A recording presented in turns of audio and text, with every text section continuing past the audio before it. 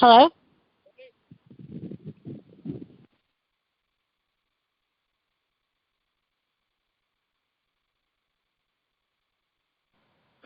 Okay. I have a couple extra agendas. All right. This is the May 5th regular Park and Rec meeting. It's 6:01, and I'm gonna call it to order. First off, see Sarah's here. Sarah, welcome.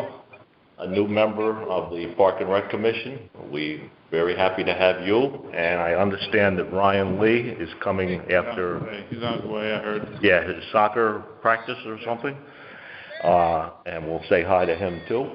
And at this time, please, let's figure out the Park and Rec Commissioner's attendance. We've got Mary Ellen, Sarah, myself, Tim, Don, Missy, are you out there? Yep, telephone? I'm here. Oh, in telephone land? Okay. Yep, I'm at baseball, sorry. Okay, yeah, that's good. I think Brendan's going to call in too. And Brendan, are you there?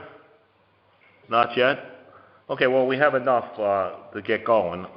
As far as the last meeting was concerned, that was on... when was it? On the 7th, I believe? Yeah, April 7th. And at this time, anybody have any additions or subtractions to the minutes? I read the minutes. They seem fine to me. Anybody else? No. Any? Okay, so would someone please make a motion to approve last month's minutes? Okay, Tim, thank you. Second? Second. Okay, any more discussion? No? All in favor? Aye. Aye. All opposed? None? Missy, you weren't here, so you can't... Yeah, no, I wasn't here. Yeah, you weren't here. Okay, and anyone no one's opposing? Anyone abstain? No? Okay, so motion passes. The other thing I'd like to do now, we have representative from the Rogers Lake Authority here. I'd like to move them up so that we can take care of their presentation. Can we can move them up to the agenda now before the director's report? Somebody make a motion for that? I'll move new business 7A to this point in the agenda. Right before number 5. Second, okay. Anyone that's opposed or everyone in favor? Aye? Aye. Opposed? No? Are you in favor, Missy? Yes. Okay, good.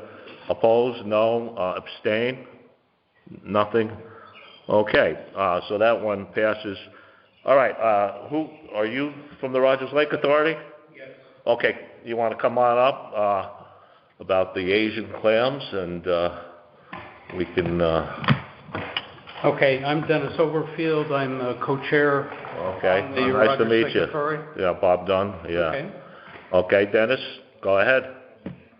So, as part of the herbicide treatment that we had for Rogers Lake to treat our invasive aquatic weeds, DEEP required us to do they identified the eastern pond mussel that was endangered. And after 5 years after our first treatment, we had to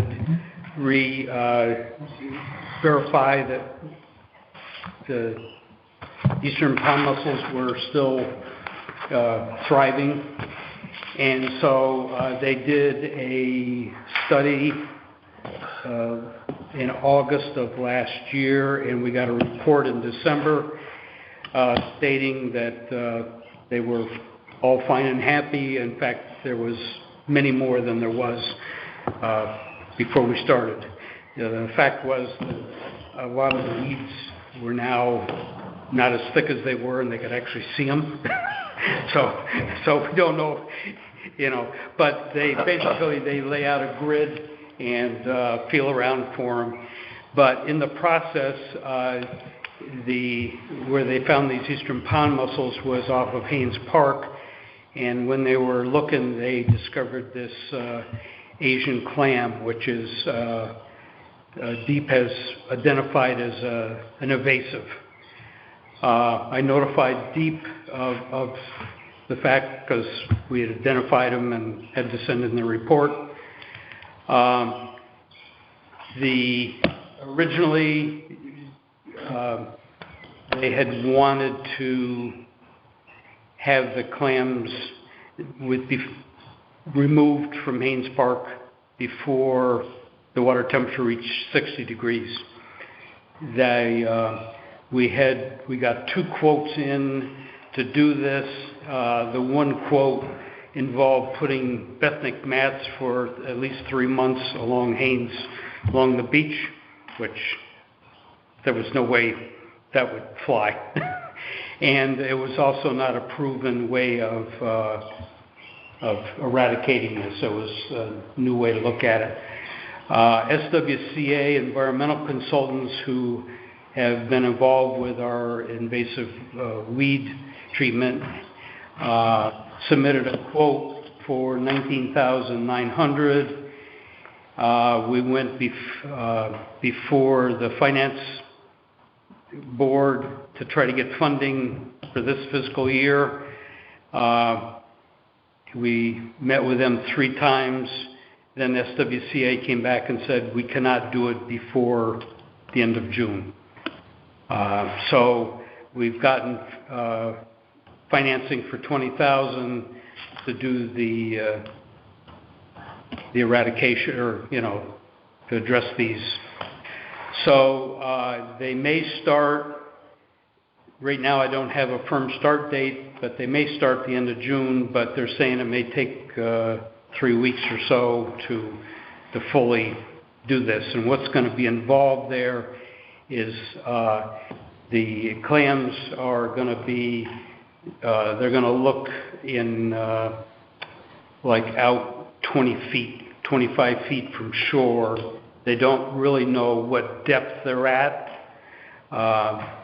And they're going to continue from where the rowers' docks are all the way around to the first property, including the first property heading towards the east. It will be done with scuba divers. Basically, what they do is they have a 3-foot pipe, plastic pipe that they put out as a grid. They lay that down and they work in that grid, digging up the sand and feeling for these little clams. I forgot to bring them with me. They're basically, they never get bigger than a $50. They're more like a quarter type size.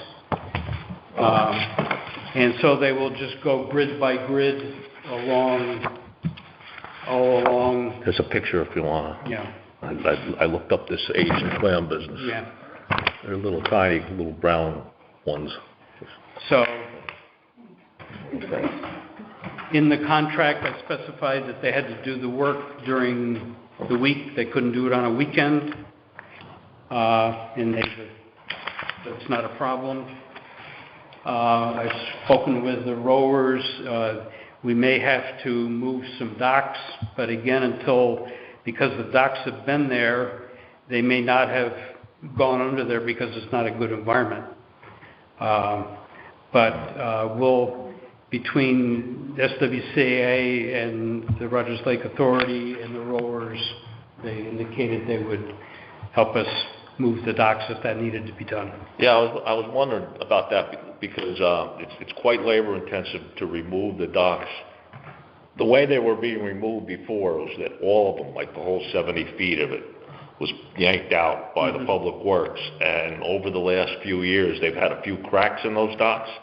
Is it possible just to move a dock and, like say, the one closest to the swim area, move it over to where the other one is, link it up to that, so we don't have to remove Oh, yeah, one? we don't wanna, Yeah. there's no reason they Yeah, just can't be floated out or It's something. because they could just look, the scuba guys and snorkel guys just look underneath and see if Yeah, there's any, because they attach to things too. no, they don't attach. I read somewhere they attach to anchors even and boats, and that, they're all over the place. 44 states. Yeah, oh yeah, Yeah, they're all, and God, there was even an article in the day paper. What was it? Let's see, where do I have that? It was years ago. They found them at lakes in Connecticut. Yeah. And so they're just about all over, but they like the shallow areas by the sand, and Right. so they like by this whale island too, or whatever it's called. Yale, we work with Yale University with the Alewives studies, and Yale believes that they've seen them out there, but the study that we had done for the eastern pond mussel did not include that area, but we included it in our request for quote. Yeah. Because we need to start. Yeah, because is there sand out there by that whale island? It's not gravelly. muck. Most of it's muck, isn't it? No, not out at that end. It's not muck. Oh, okay, all right. Because that's well, from what I read, that's what the areas they like. Yeah. But they like the water and the shallow areas with sand. Right. But I think it's really good. It's a mitigation strategy you're really taking because. It's not an eradication. No, it's not an eradication because they're hermaphrodites. They have both sexes, and so they can reproduce very quickly, from what I read. Yeah. And so hopefully, if you get it under control, it won't get too bad. But Right. it's something that may have to revisit, right? Absolutely. Huh? What's their natural predator? Is that you eat them? None. Man, actually, they came over, and also fishermen for bait, and I guess Chinese or somebody, they were actually eating them. It started back in 1938. Was first discovered in the Columbia River, quickly spread. The Ohio River, 1957, and then all in the Midwest, West, the East, Northeast. And it's really hard to get rid of them. Yep. And that's the problem with the 60 degrees is that's when they start the reproducing. But we've missed that window, but we gotta start. Well, I think it's great, to try and mitigate it at least. But it's this type of thing where you're gonna every year or two you're gonna find out, have somebody do one of these studies to find out how you did. Yep. I mean, first you'll know from your first study how you did by what you collect, but next year, the year after. Well, we've gotten another permit to do the herbicide treatment, and the National Diversity Database, the Natural Diversity Database, will require us to be looking again. So. We will be. Yeah, because this in the day paper they had these things. This was reported back in August of 2014. They reported about finding them in lakes and ponds in Connecticut. So you're actually maybe pretty lucky if that's just where they are here.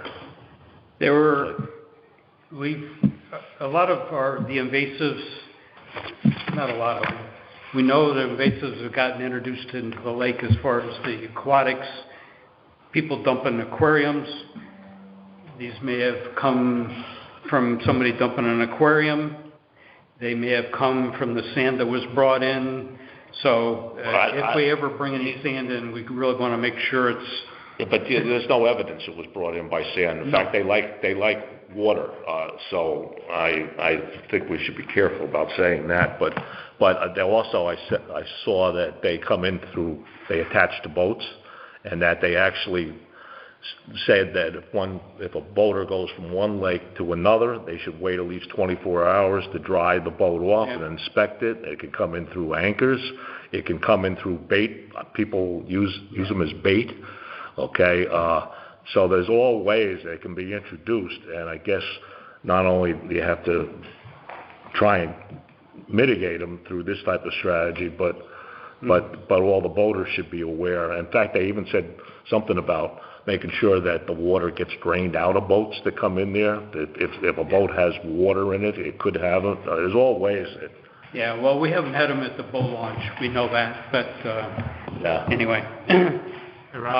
So the main thing is, as we move forward, I just want to make sure I check in as we get dates and whatnot.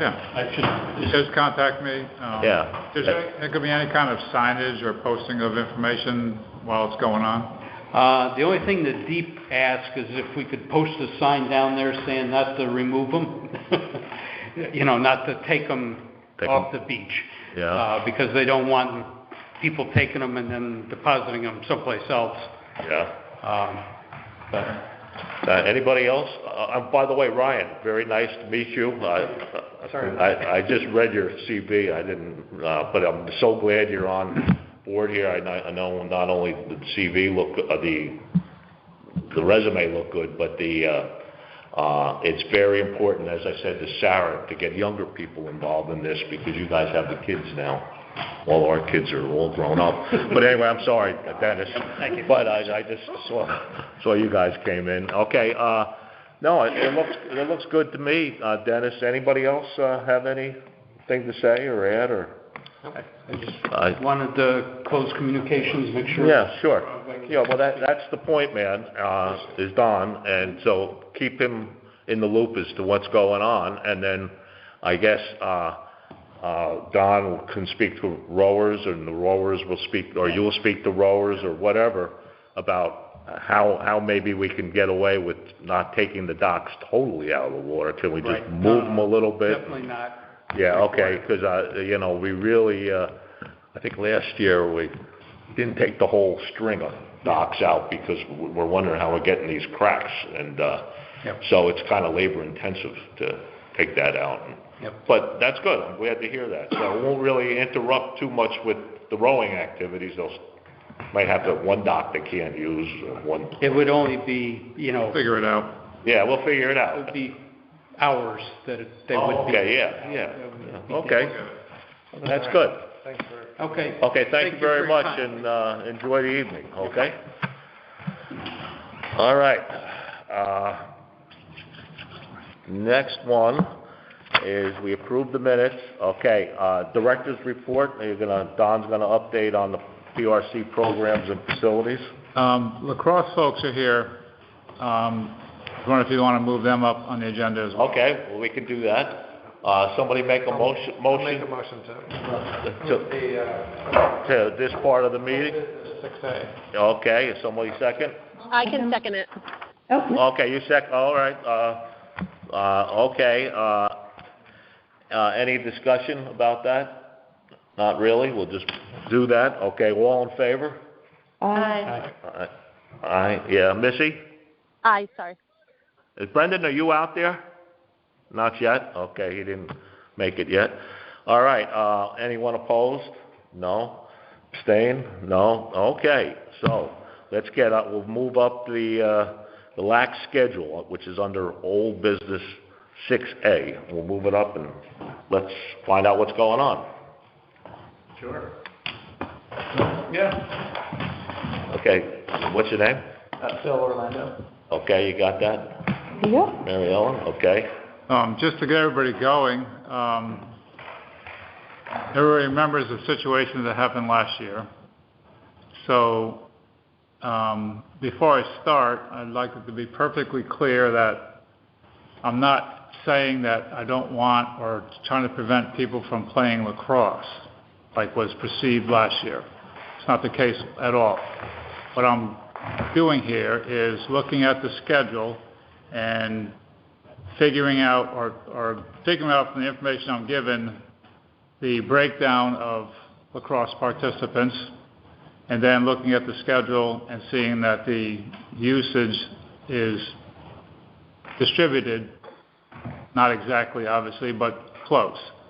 And that's where you saw the emails that I sent, and that's the situation now. The main thing is, in my opinion, again, Region 4 area, Chester, East, Essex, and Deep River are not providing any fields for these folks to use. So mostly Lyme and Old Lyme at Townwoods Park, and now the school as well are supporting this. Saybrook is contributing some as well, but it's a similar situation to last year, so I'm bringing it up to discuss it, to find out what we can do to fix this. And I noticed Old Saybrook really seems to just have practices there, no games, and We're allowed to have games at the turf around the high school schedule. you're allowed to have. We are allowed to have games on the turf at the high school Oh, that's great. around the high school schedule. Oh, sure. Oh, that's great. Yeah. So we'll get, because last year I know Old Saybrook did a little bit, and once again last year Valley didn't do anything with Well, we it. haven't had Valley in several years. Yeah. Huh? We have haven't not used had Valley. anything in Valley in probably 5 or 6 years. Well, So the history there was they used to give us a dirt patch at John Winthrop, which was deplorable. And we had the side of Essex Elementary School, which was slanted, and you couldn't put any lines on it. I remember when my kids were in lacrosse, they had the field that was, where the stadium is, and there's a field as your stadium's on the left. What school are you thinking of? The high school? We're not allowed on the high school field. Yeah, they won't let us on there. Back in our day, when my kids were younger, they actually let us go on the field that's, the stadium's on the left as you drive in the parking lot on the right. And I don't know what happened, because they used to allow us on there. And I don't, who's stopping you guys from having games over there or not providing fields? Is the superintendent involved? Is the Yes, I had contacted them. athletic director? Yes, I had contacted them several years ago and was told that we were not allowed to use the field.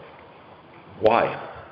That was the reason I was given. I mean, haven't even attempted, because after John Winthrop was a dirt pile, and then after the kids were getting hurt on that one. Yeah. I mean, I've been involved with the Ticks for, how many years? And we've never used Valley's field. When my kids did it, we used to play on the field in back of the high school, and there were tree stumps and rocks. Luckily, they had equipment on, so. We don't have access to them. Yeah, but anyway, no, it's always been a challenge. So what's the solution to get Valley involved? Right. We've been trying, and they just don't have good facilities to use. So, I mean, we have such a low number of, each team might have 1 or 2 kids on it from The Tri-Town area. The Tri-Town area. So, that's the other thing too, is, most of our coaches are from here or Old Saybrook. Not a whole practices up there just because. I think. How's this for a strategy? Can you identify all the participants from this area, send out an email to their parents and tell the parents to get involved? They ask people that are in the school system to. I've coached Ticks, so this is my 8th or 9th year. I had a son go through the program. I have a daughter who's in the program now. I live in Ivyton, so I'm part. It's a constant fight for us to get our fields to a level that is playable at the high school level. So we have leadership issues at Valley, which are constantly being worked. There is a process of working to get an athletic director, full-time position, that is going to work on improving the fields, not just for the ability to run programs like this, but all the way up and down the chain. So it is a non-stop, constant fight in Valley from us parents to be involved.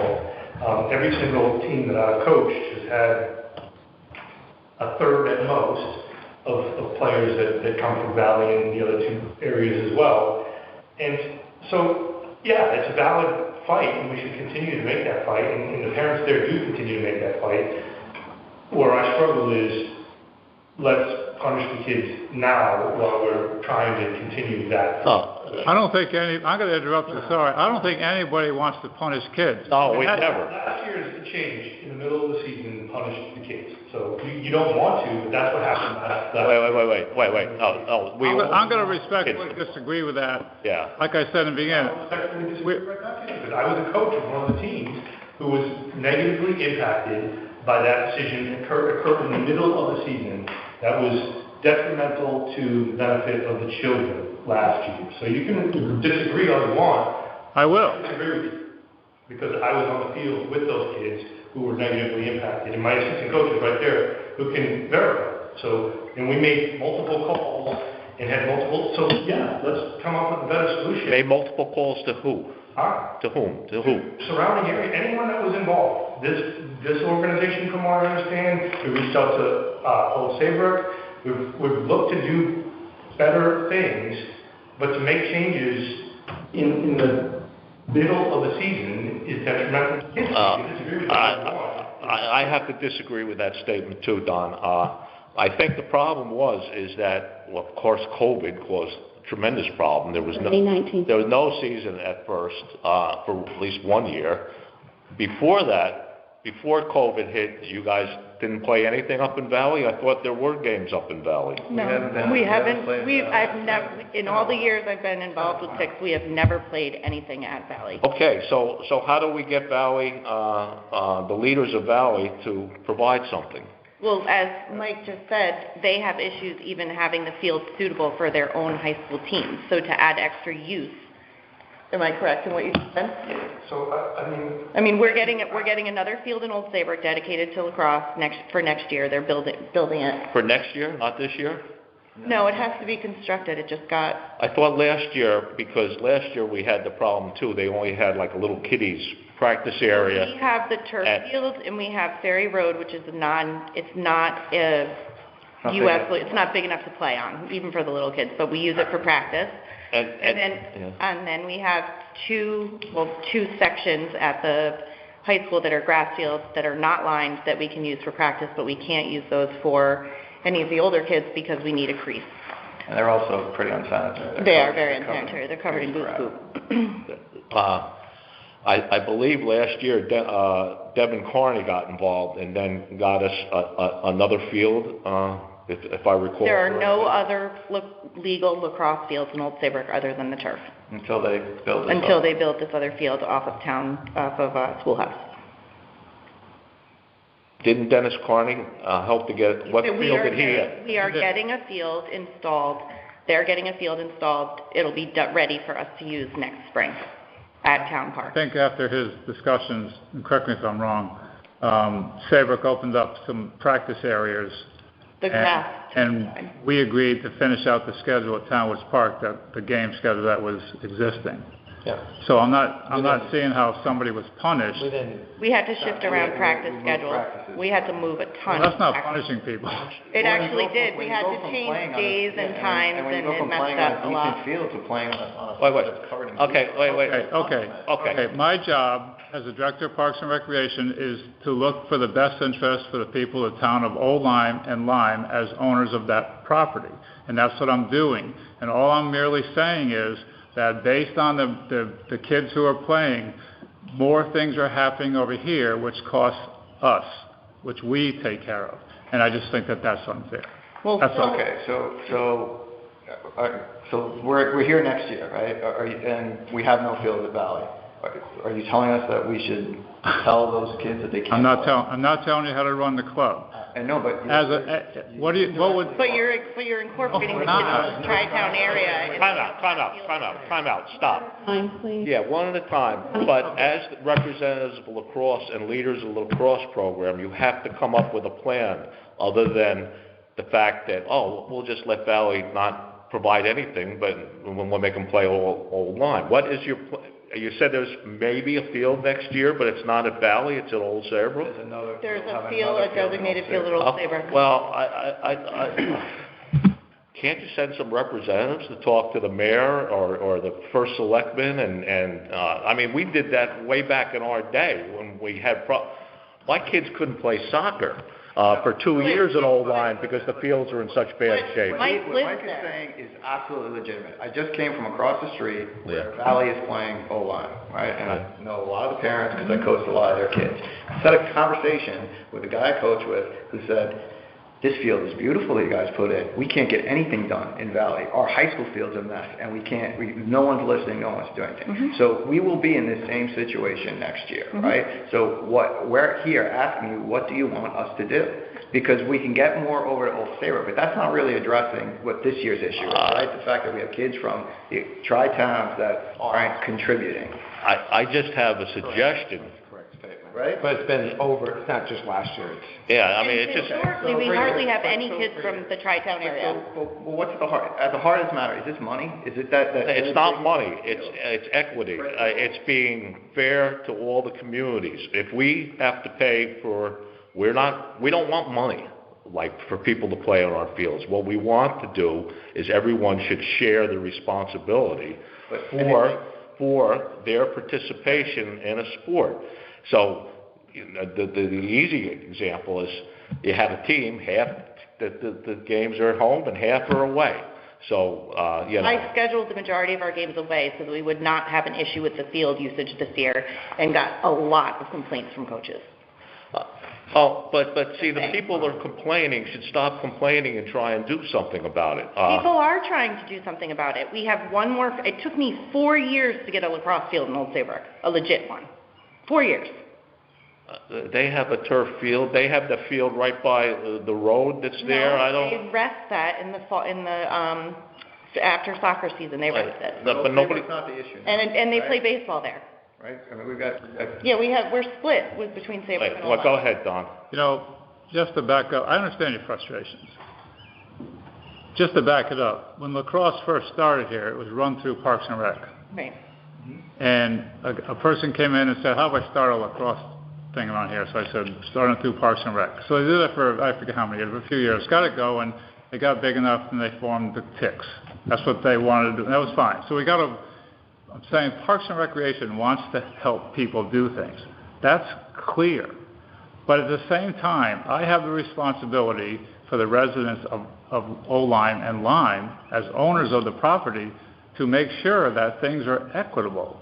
I mean, people come and say to me, what the heck are all these people doing down here? They don't even live in town. We have that situation with the rowers. So there's two sides of this coin. I truly understand what you're up against. You keep saying equitable, though. So equitable to me is money. Okay, is money. Is right. It's costing us more if there are kids running on the field that shouldn't be running on the field. Is that what this comes to? I mean, otherwise you're saying that we don't want kids from other towns playing in our towns because we have, they don't have, and we don't want to share. We never, ever. We are so supportive of the kids that but the parents have to help out with coming up with a solution. Okay, well, if we don't bring in these other towns, then we don't have. We are not competitive. Nope. We're barely competitive now because we're so small. Right? Going back years, another example is Old Line was combined with Old Saybrook for travel basketball. Mm-hmm. They did it for a couple of years. Old Saybrook said, we have enough players. You guys are on your own. And Old Line had nothing they could do. They had to form their own league. And so that's just what it has. And we weren't as competitive being combined. But we either had to form our own or we had to not play. And so Old Line formed their own travel. I mean, it was just a situation that we got put in because they said, we're all set. Thanks for your help. So you're saying you want us to break up into Old Line, Old Saybrook, and the Tri-Town? I'll give you an example of what Phil just said about you're not as competitive with those players. We weren't as competitive either, but we had to make it happen, and we did, and we've moved forward. So, I don't know to the level of competition or how competitive you want to be, but there does have to be some equity in what's going on. That has been spoken to for about, 5 or 6 years, going back when we stopped playing over there. And we're not even counting the COVID years because, we get that. With Saybrook, I'm not even counting that last year because they said you can't go on the fields because of COVID. We're not opening up to anybody except for our players. And then they did eventually. Right. So it's going back years to this this equitable thing and making it work. And I don't think there's a right answer, but we say the same thing every single year. How come they're not contributing? And it's just the same answer. It's like, I don't know. Right, so if we can't change that, to me, it would be logical that they pay a surcharge. And I know organizations that have done that before. I mean, if we're back here, we're sitting here asking, what do you want us to do? If you want us to close our borders to Essex and Deep River, then that's what we're going to have to do next year. We don't want to close the borders to them at all. We want to open them, but we want them to open up some place at least that you can practice on. Maybe not for a field condition for a game, but at least a practice, okay? We would love it too. Yeah, Believe me. I know. Okay. I love that too. Okay. And from what I hear, it just sounds like, well, we can't fix this problem. This is just the way it is in Valley, so we're just going to put up with it. People, the Park and Rec Commission, the town, doesn't want other towns just to come here and play on our fields and give us X amount of dollars for each game. We don't want that. The town doesn't want it. We don't want that. We want equity as far as participation is concerned. And if the parents of students in Valley cannot be impressive enough with whoever you have to speak to, at least get a practice field, we're not making any progress at all here. And you're asking the town of Old Lyme to pick up the tab. And we don't want money. We don't want to set a precedent where some other town will come over and say, we'll give you $100, and so we could have a game at your field. We don't want that, right? No, I mean, that's not the way we do it here. But Mike has said twice My now. wife's at a meeting that just ended at 6, talking about how we can we're trying to get an athletic director hired, what do we need to do to improve our facilities in Valley? It is an issue from this level all the way up. So I 100% agree with you. It's not a bunch of parents sitting on their hands. My wife was at a meeting just preceding this one. There's a group of people trying to get an athletic director hired before the end of May, trying to get budget associated with doing all this stuff and pushing the people to focus on it. I can't make them do that. And so then, if I can't make them do that for this coming year, because we're in the process of doing it right now, I don't understand then the equitable solution. What is the equitable solution? And the two towns that can't get their act together can play lacrosse, and I'll go tell all my kids that they can't play because... Again, nobody has said you can't play lacrosse. We haven't got that. We cannot get fielded. I understand that. We can't do it. I understand that, but if we can back up a little bit and stop saying that, or giving the impression, at least that's the impression I'm getting, that we don't want kids to play, or we're going to shut it down halfway through. That's not happening. So we're working on trying to improve the situation in Valley. Until we can make that happen, I heard you guys want an equitable solution, and it sounds like you feel like you got an equitable solution from Old Saybrook. Then what is your equitable solution? I don't understand what it is. I can't... Well, can you get the Board of Finance and the selectmen in your town to do something to say that we're... They're trying. That's what he's saying. They're trying. Let me ask you this. So if next year you look at our rosters and 60% are from O-line, right? It's usually what it is. I don't know, Don, you have the numbers. We have the numbers, If 60% is from O-line and the rest is... 25 and 25 or whatever. No, it's not. Saybrook and Old Lyme are pretty close. So I don't know.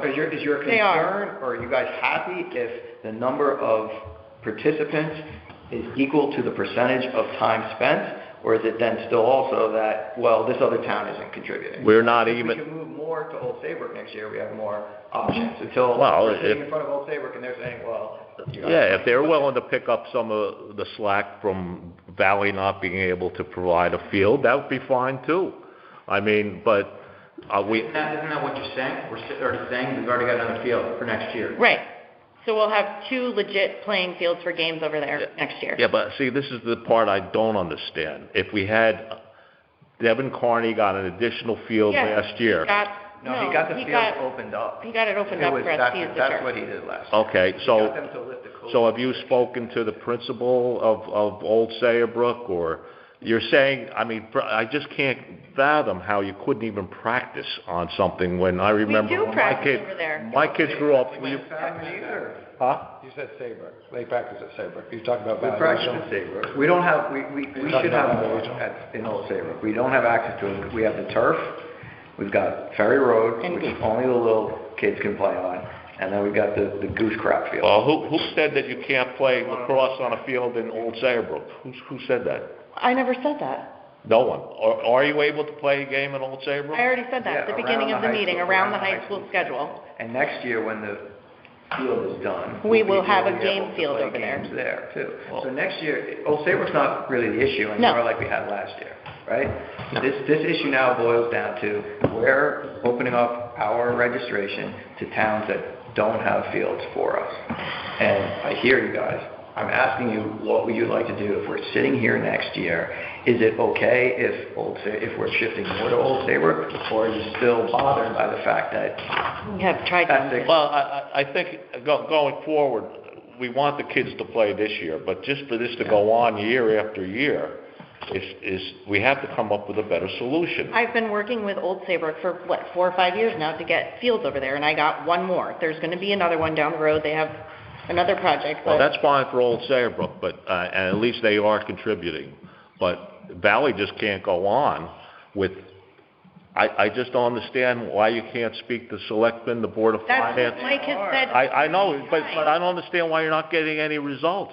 Because they don't have the manpower in the budget to do it or whatever. I don't know. Right? It's not baseball. It's not soccer. Right. Right? Until Valley's got 100 kids that are clamoring to play lacrosse, they're not going to They're do not shit. gonna do it. They're not going to do anything. High school soccer coach for playoff time, when we were playing in the Shoreline Conference, petitioned to see if he could play his first or second round of whatever game at another surrounding field, because our field conditions are up there, and our high school coach, our athletic coordinator, all these people it's falling on deaf ears. So I have a freshman and a seventh grader. I told you my wife said I'm here today. We're trying to make things happen at Valley, and I understand. I can talk to people all I want.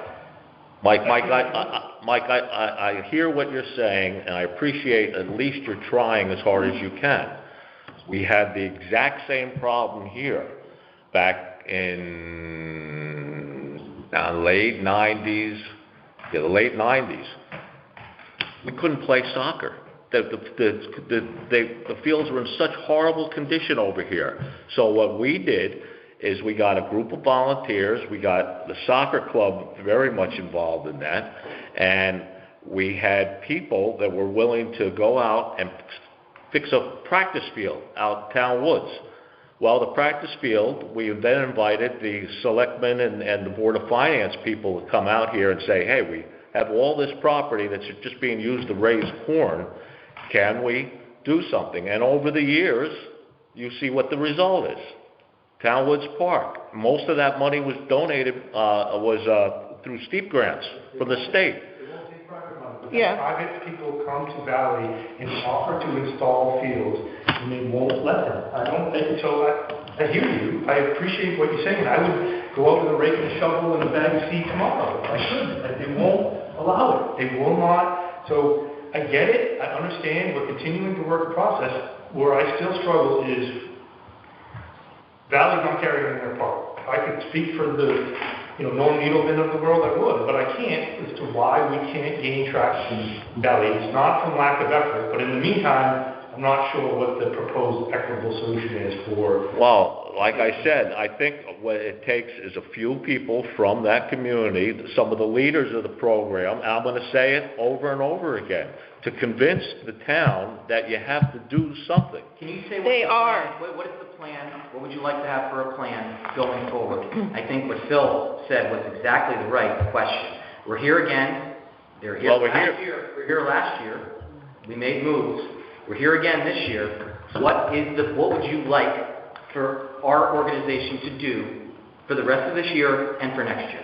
Well, that's the simple. I heard one proposal here is to get Old Saybrook to pick up a little bit more of practices at least. I have the fields are full. I mean, we're split half and half between Old Lyme and Saybrook right now. We have 2 teams practicing on most fields most nights, in Old Saybrook and Old Lyme. And we use the high school here And we use also. the high school fields. So we don't have, so soccer, Well, I think it's up, like I said again, and I'll keep on saying it, is you have to talk to your selectmen, That's not your solving board the of problem fund. right now. Have, What would you like us to do right now? Well, there's no, right now, you're gonna play your season out Well, of this. right now, I think it might be, right now is next season too. right? Exactly, because we have to plan for next They're not season. gonna put a field in Valley by Right. next season, right? They're gonna wait till There all is- our kids graduate out and they got a new And crop then of they'll people do that are back. There is no place to even for the parents to go make a practice field in Valley. I No, can't. Mike just said that they can't take No, they private do. money and do that. I mean, unless we know somebody with a huge farm that would like to give us a backfield. Well, I don't know. Back in our day, we did. I remember the soccer club made a $5,000 donation just to provide materials and all for the parents and kids. We had 80 kids out there over a weekend. Mike, 80 people, adults and kids, and we put in a practice field on available land. Is there any place in? There has to be some place where they own I highlighted. land. No, the town. I mean, you just can't go on year after year and say no, sorry, and throw my hands up. What's the amount of players from Essex? it's like, Was it 26%? yeah, something like that. According to the numbers that you guys gave me, I got it here. Yeah, I gave you the registration. 246 participants. Well, there's actually more now. Okay, Lime, this is when you gave it to me, 246, Lime had 91, which is 37%, Old Saybrook 83, which is 34%, Tri-Town area had 63, which is 26%. Then there's a low number of kids from Clinton and Westbrook. Right. Yeah, that's a We had one-off. to take, That's a one-off. that's a one-off, because Yeah. we had to take them, they couldn't field. Yeah, So relatively, a quarter of the organization is from the you call it? Yeah. Tri-Town. Yeah. Tri-Town? yeah, Correct. yeah. Yeah. That's all I did. But I think, That's all I've done. And right now, we're split pretty much down the middle between Old Lyme and Old Saybrook when it comes to on the Right. And I don't think that number has really changed all that much. the number of No. kids, Over the years, like the breakdown? No, Yeah, we've had higher numbers. we've had, but yeah. the percentages is probably, it used to be more heavily Old Lyme Right. when the club started, it started here. And now it's pretty much Old Lyme and Old Saybrook have evened out, Well, balances. Even if the number was 25%, we don't expect 25% of the stuff to happen in that town, whether it be Old Saybrook or whatever, but something close, 20%, something. But 20% in Old Saybrook? No, and try. I'm just making, if you have 25% of your program is coming from a certain town, we've never held Old Saybrook, Valley, anybody to anything, you have to produce that much. We just want to see something. Okay, so if we're on opposite sides of the table, what would you be doing? What do you mean? You're here. I'm telling you what we did, and I did it.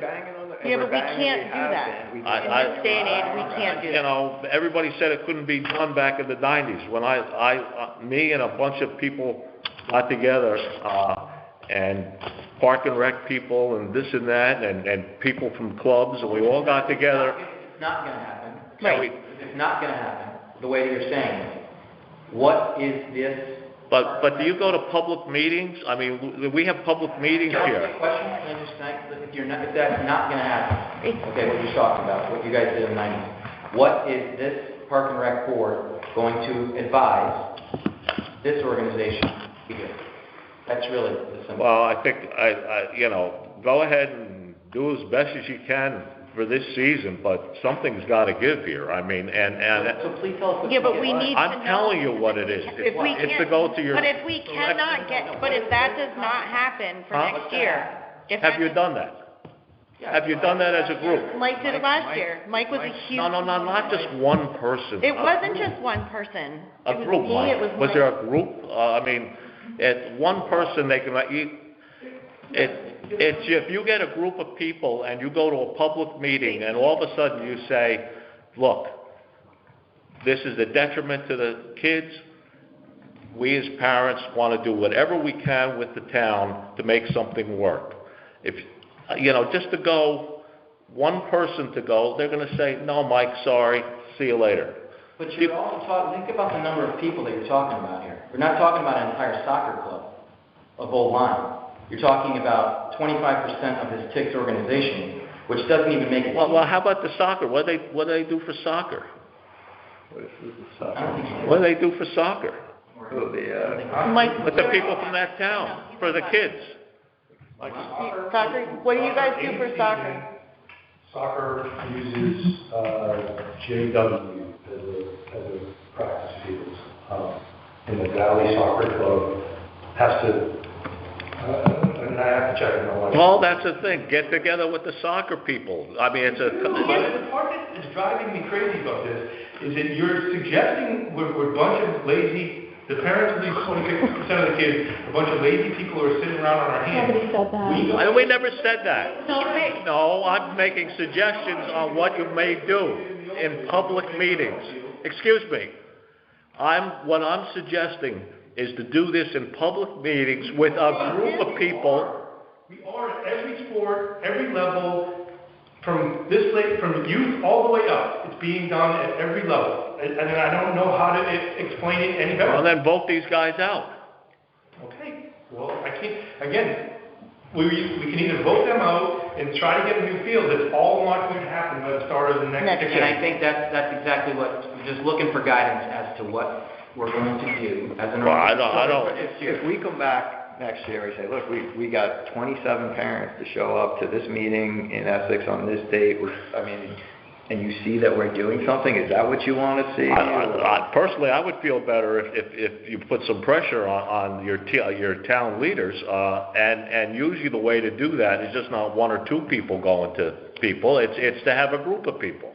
It is a group of people. Mike that's what he said. Or you could even have you guys go, because you guys are the representative of the lacrosse program, and say, there is no equity here. This is not being fair to another town to have to pick up all our expenses. Put something towards it. But You said pick up your expenses. What expenses? To put a practice field somewhere. There has to be some. I don't know what their situation is, but towns own property. I mean, don't they own property?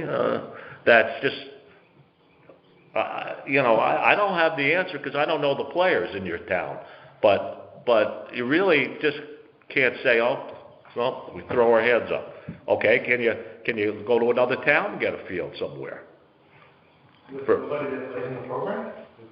For just go to East Lyme and say, okay, well, East Lyme has their own program. well, I know everybody has their own programs. But they use merging our programs together. And if we did that, Yeah, everybody merges, but at the same time, when you merge, everybody's got to contribute, okay? And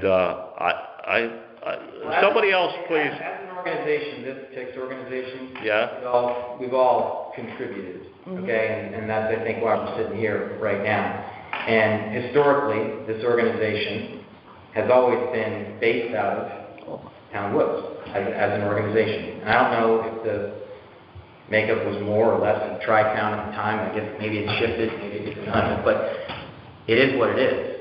And this is where I think we're sitting here right now, just respectfully asking. And I know what you're saying about, yes, we can go out and we can start another field. That's a possibility, which could ease everything overnight. Hillary said it too.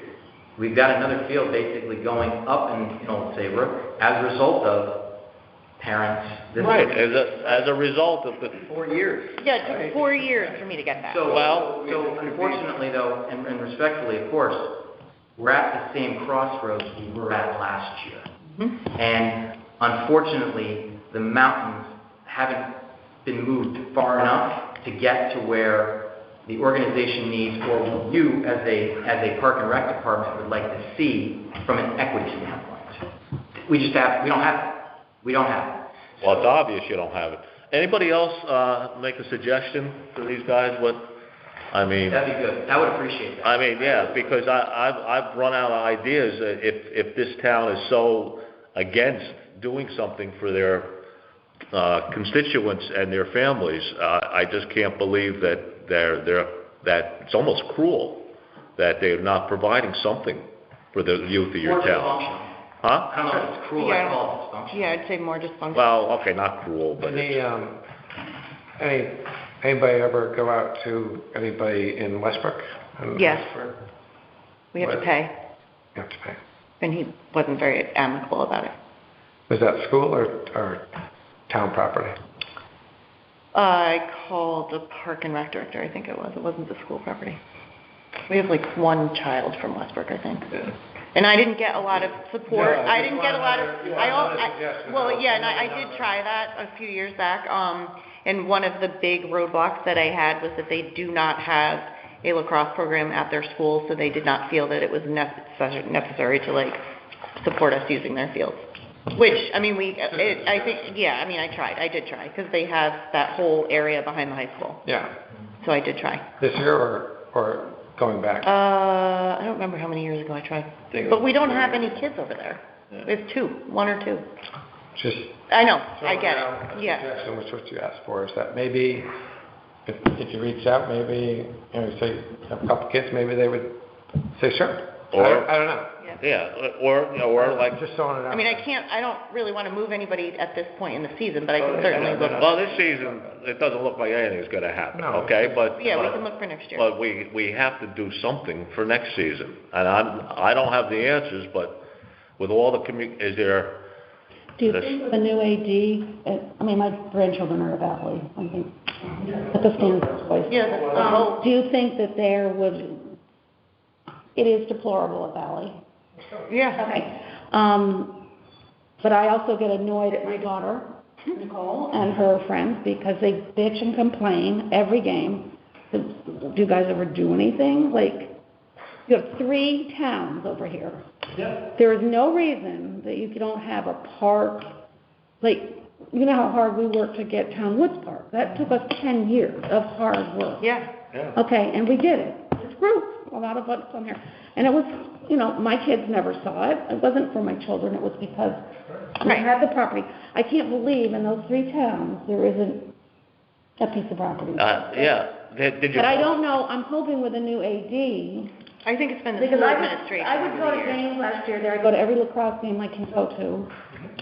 And there would be a field sitting empty all the time. I'm like, why? Yeah. And it's not because it was healing. It was in god-awful condition anyways. Like, then let the kids practice on it. That to me is just a waste of property. When What's that? these fields sitting there with nobody on them. Because, I think it's been the Every administration. school in Essex, I would say. Yeah. yeah, there's nobody on it. And they say, well, they're in too bad a shape. Well, Nobody takes so ownership. nobody takes care of it. And my hope is if you get a new AD over there, We used to put the lines down, the parents. it doesn't look like anybody. You know, the volunteers, we used to do Right. that. Well, I think the administration is difficult to deal So, with. I mean, it's a Yeah, I think it's, situation. unfortunately, I can't say it's a parent problem. I can't, Yeah. but I can. No, you can't, but I think they maybe have to go I don't and live see in numbers, Essex, not 5 or so 6 people. I think there's a definite Numbers of people leadership even aren't problem. on the lacrosse. But Okay. again, you know, this is a organization that has been for a long time in this area. And it's attracted kids from all of these towns. And if, you know, the equity or lack of, then I think it's just, I think all we're asking for is. Let me ask you again. You say you spoke to some people. There are 3 towns involved. Did you go to the Board of Finance and the selectmen of each of these towns to plead a case? Well, I think that I can answer, well, I can say that I have, not this year yet, because this really just came up. I just found out about this yesterday. I will. Trust me, I will. But we're talking about information that needs to be carried out for the organization next year. And if this town, Park and Rec Department, has a position, whatever it is, we just need to know. That's it. I think that's a starting point. I think if you're asking for like equity, the 4 people that are in this room are definitely not the ones that are lacking the. I'm not saying you're the problem. No, I know. But You're not the problem. You're the solution. Hearing from the head, I guess, of the organization, of the TICS organization, Mm-hmm. and you've heard the problems, you know, and we've heard the solutions from you in 10 years. It's a suggestion, not a solution, but it's a possible solution. So let me ask once again, have you gone to all 3 of those towns, to the appropriate leadership of each town as a group, to ask for something to be done. This is... As of 7 o'clock, no. But again, Okay, can you start? Can you start before this season's over? And Mike just we're gonna said have that. to. We already know that we're gonna have to. This is why I think we're here right now, to find out, where do we stand? Where do we stand? Well, I'd be happy to hear that you're doing that. I don't know what the others think. So let me throw something else out there, all right? So they give us some tetanus-filled lot to play in. Do you guys care? What type of lot? Some tetanus-filled lot to play in. Like these fields you described. They're crap, kids, it's dangerous to play on. So is that a solution or not? In what way are they dangerous? Yeah, well, how are they dangerous? Well, The field. The field, when we played on town, on Essex? Essex or whatever, you're talking about, rolling ankles, hurting, tearing out ACLs, huge, like you're saying, big rocks were in there. I mean, maybe that's how we played back in the day, and, we walked to school uphill in the snow every day, and we ate nails and glass for breakfast, but youth is dead. It's we're not doing it how we used to do it anymore. So we have two concerns here, right? We want to get a field, but we also wanted something that kids could play on. And it took 10 years, right? So if we start today, it could be 10 years before we have some type of town. Well, then please start. And Mike has, and we will continue. Well, more than just Mike. Well, there's a whole community that you work with in Region 4, not just Mike. A lot of different people in a lot of different organizations, and to the point where we are in the process by May of hiring a full-time, full athletic director position that's going to cover the high school and JW. And one of their biggest, priorities coming out of the gate is to help improve the facilities within Valley and to make those available to everybody, not just our Valley people, but the people who are part of the program. We used Essex Elementary School. So for 5-6 years, it's not that we haven't done anything. We talked, and we had to go and speak directly to the Essex Elementary School people in order to get access to that field back there. We went behind there. There's no lines, there's no nothing. We used it for as long as we could. Mini ticks ran out of Essex Elementary School. And then all the coaches and players came back and were like, I'm not driving over here so my kid can run through potholes. Right. And so we went and talked to them and said, thank you for letting us use your field, but how can we get these to be fixed? And then volunteer to fix what's ever there, the parents and the organizations. I think the approach has got to be more than just lacrosse. They won't let us fix school fields. We're not. But if you have people, there are kids that play soccer in these towns too, I'm sure they would love to see a practice facility. We can't do that. Mike, just remind me, what did they say about John Winthrop? Use of behind John Winthrop. Obviously, I know there's a lot of space there. Yeah, so John Winthrop is really, so they're really quick to close the fields, and they're really protective of the fields, and so they're really restrictive in when you can use the fields. And then to Phil and Hillary's point, they're also awful. I know, but the middle school plays softball back there, they play baseball back there, they play soccer back there, so. Middle school plays back there. So they're playing other sports back there, so the facilities must be playable if they're playing back there. Yeah, so soccer plays back there. Right. We have, and so they won't let you use that. Okay, I think you have to get. Bob, let me just. Go ahead. Just finish. Go ahead. I'm sorry. Go. So they won't let you use that space at all. And to the point about parent volunteers and getting involved, we've had private money saying, let us help you fix Valley, and if you fix that big field structure behind JW, we can hold tournaments there. I mean, it's a beautiful campus, it's a beautiful facility. So they won't let you on that. They will not let us. Now, we were hoping the change in superintendent would have opened up some things for us to be able to get some people who are extremely charged up about this and willing to put money at the situation. Do you know if the travel soccer plays back there with their practices or whatever? I'm thinking they have to play somewhere or practice somewhere. Do you know where they? Yeah, so travel soccer, I don't know if anyone knows Greg well, but he's been working with travel soccer. Yeah, he was part of it.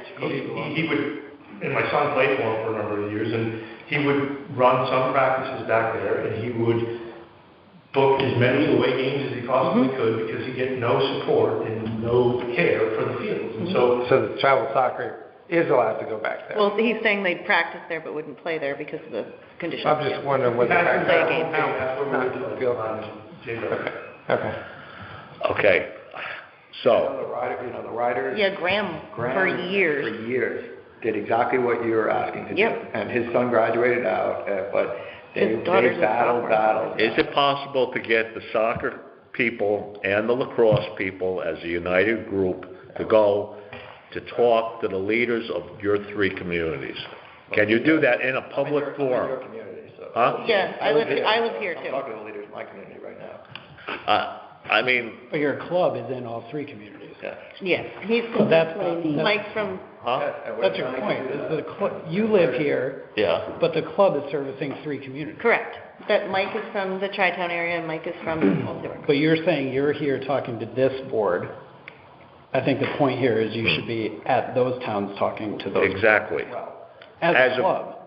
And we'll do that. A We'll group make of people. Make will. a promise to do that. We are providing the field very generously to providing, so it's really the other 2 towns that need to be kind of pushed. Well, Saybrook. Well, Old Saybrook Valley is, is It's just valid. So, Whatever you want to call that. Tri-Town. no, everyone pays the same due, no matter where they're from, correct? It's, yeah. Correct, that's why I was asking you. If Do you want us- If this comes down to money, we can put a surcharge The on thing is, players. remember, it isn't money, it's more wear and tear on things. we're not interested in the money. We're But interested, the wear and tear on the fields also costs wonder if you- money for maintenance. Hit the Okay. town with their, I mean, when the kids played, did you play, I never played lacrosse, but baseball? I've played soccer at Town Woods after a lacrosse season, and the whole place where the goalies stand is dirt. Like a legit dirt patch in the middle of a soccer field. And I'm not here representing soccer, I'm just saying what I've observed at the field. They need time to regrow. but I think, Ryan, you reiterated the point that I was trying to make, is that it can't just be 1 or 2 people. You get the people from soccer in your community, the people from lacrosse, and you go to each of those communities, you go to their park and rec people, you go to their athletic directors, you go to their superintendents, and you go to their selectmen and board of finance as a group with a position. And in public meetings especially, because that would be helpful. Mike, I appreciate you try to do it a lot in your town, but not one person can't do it. And Ryan, just so you know, if 100% of our kids are from Old Lyme, you still would have that dirt patch Yeah. there. That's just the nature of the sport, Yeah. right? For sure. You're bringing up a point of wear and tear. Right. Which would, at the end of the season, you should probably dig that up and sod should be put in, which goes back again to money. Right. Right? So I know it's principle. You're talking about principle at the heart of this, and we're not disagreeing with you. If we could get a decent field or a field, we would have a practice there. We just don't have it. We will go as an organization. We will reach out to soccer. We will do these things. But to the point I made earlier, this could take 10 years, right? So if we come back, At least and tell you it's we've a done all start. this stuff, right? You So have if to- we come back next year, we said, hey, we've been to this meeting on this date, this, and this. If you're saying, well, good, we just want to see that you guys are trying, and we're not going to bother you about it because you're trying, yeah, we can make that promise. But we just want to know if this is going to take 10 years, that what do you want us to do in the interim? If it's just continue to beat down that door, we'll do that. Like I said, I think you should be going to all your leaders of your towns as a group, soccer and lacrosse. That's what he's agreeing with you. I literally just said we will go do that. Okay. But if that takes 10 years, and we are back here next year, or in 2024, or 2025, and we say, hey, yeah, look, we're still going on these things, and they're saying they're going to do something, what do you want us to do? And the suggestion was that to find out in these towns, there must be some place that they can make a practice field. There has to be. I mean, I just can't believe it. And if the soccer club and lacrosse, not individuals, say they're willing to put in $5,000 each just to get the materials to do this at one of these communities, that's how we started here. I don't know why you can't start it where you guys are from. I don't understand why you're not understanding that. We can't. We have. All of these people in this room from the lacrosse side have done that. And what Phil is asking is, we will do that. And again, I thought this was dead last year. This was crossing my attention yesterday, the same issues. And I'll start beating the drum again. and I'm happy to. And Saybrook isn't really even, not one of the, or we are, I guess, one of the equity partners. So if it requires more, from Norm Needleman, I'm happy to pound on his door and request it from him. In public meetings. Again. To be on agendas. What are we going to do tomorrow?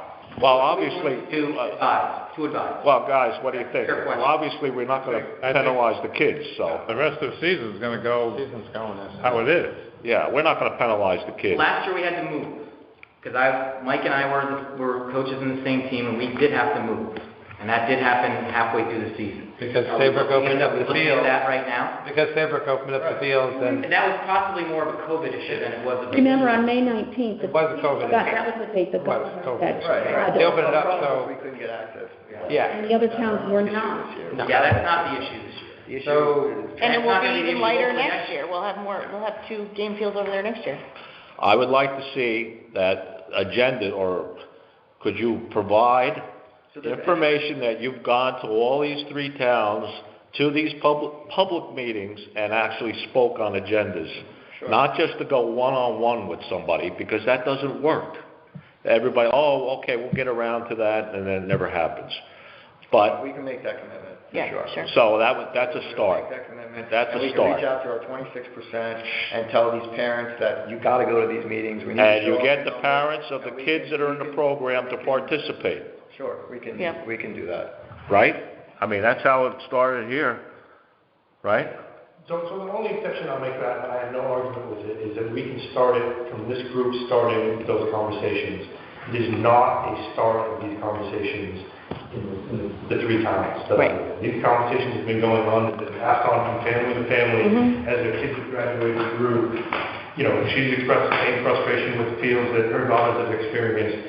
It is a mess. It hasn't worked, hasn't successfully worked, so we'll try some different strategies, but it isn't, we're not kicking off a campaign to try to do something at Valley that hasn't already been tried for a number of years. So we'll use other techniques, we'll apply different pressure, and people in this room will commit to continuing that effort, but it isn't a start. You get the parents involved who have kids in these programs to attend these public meetings and to speak up.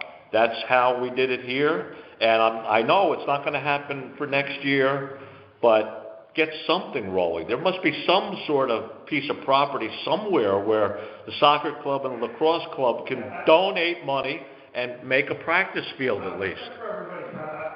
And I don't want to continue, and I agree with you, but at the same time, there's no stone that hasn't been unturned by somebody in different organizations within our organization. We've had people try to build indoor facilities that got pushed out by the railroad because there was some sort of zoning issue. We have people on the teams who are beyond frustrated with trying to work in our particular area. And we will continue to fight, and nobody's giving up on the fight, but it is not that we haven't... Okay, so we're not going to solve the problem tonight, obviously. We're going to let the kids, we don't want to penalize the kids. The kids can still play there. It's good that we're getting some more help from Old Saybrook to maybe take the load off of Old Lyme. But I think that's the way to go.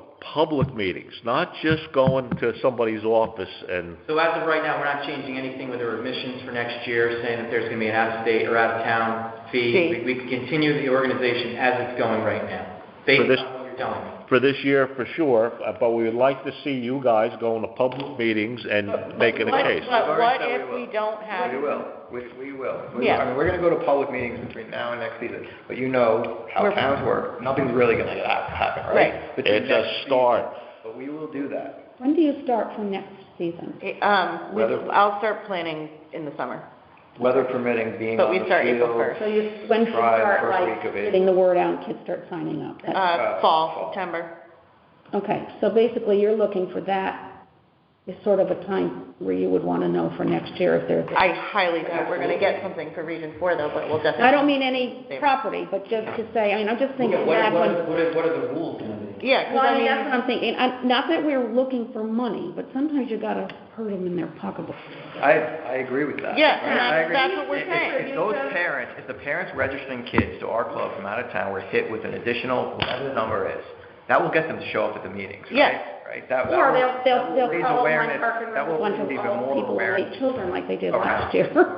That was horrible. But, I think that my kids are all athletes, okay, we didn't have a Babe Ruth league here, but the town used to pay each one to be in their program. Yeah, and Yeah. I don't think. And you know what? It was- We've been asking, you That's- mentioned That's what equity. the town What's the provided equity? because If they it's didn't equity, have a So, program. Let us know what it is. so going forward, Just a thought. you guys make up your fees, what do you think a fair surcharge would be for that? Because I don't even know your fees, I don't even know what you cost, I don't know what you guys do. Our tuition's really low, $275. I'm just asking, what do you think would be a fair? $100. $100, yeah, $100. Somewhere between $50 and $100, I think would be. Yeah. It's got to be something that's What do you noticeable, think? right? So. What do you think, being on the other side of it? I think the parents who are serious about sports Will pay. Yep. to have their kids play on a quality facility. The problem is that I don't know that number was going to be, So how many kids? get them so worked up that they're going to say. Yeah, I'm just, Yeah, which is not, Just our don't- goal isn't. We're not holding you to any number, we're asking, just kind of asking questions. So may have to come to that, but I think everyone at this table would like to see you go to public meetings as groups. Yeah, we've already agreed on that, we're just talking about I don't the think, fee. I mean, from the four people in this room, for the lacrosse club, having a surcharge, none of us, I don't think, have ever said that wasn't justifiable. Right.